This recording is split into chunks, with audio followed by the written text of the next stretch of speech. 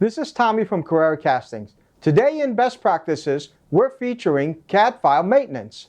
In today's episode, we're covering positioning your parts. What is positioning your parts? Positioning your parts means that the parts you are going to Boolean together intersect completely. And this is important because if you do not, it's going to create a very small gap which will fill with investment during the casting process and give you a bad casting every single time. Let me show you what I'm talking about. In our previous episode, we Booleaned these prongs to this top. But if we pick the top and hide it, you're going to notice some of the prongs weren't even Boolean.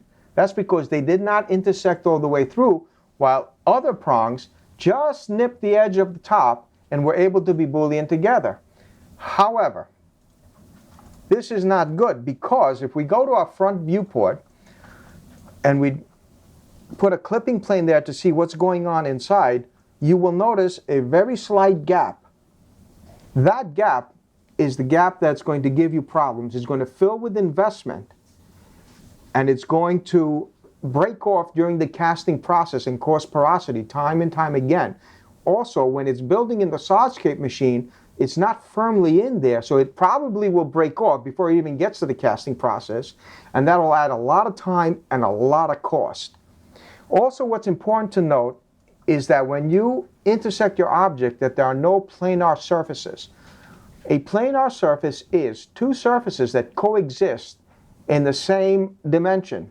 Let me show you by just creating two surfaces. So if we create a surface here, and then we put a surface on top of that, these two surfaces are coplanar.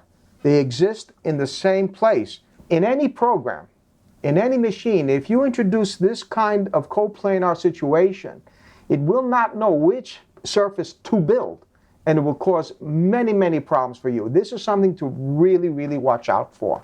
So in this situation where I have my shank here, instead of putting the top just at the edge where you see here it just lands on it, just pull it down a little bit and then do your Boolean process, and that will create a watertight solid ready to be exported as an STL. In summary, we covered intersecting your parts to eliminate gaps and to avoid coplanar surfaces so you will have successful Booleans and better Solidscape parts.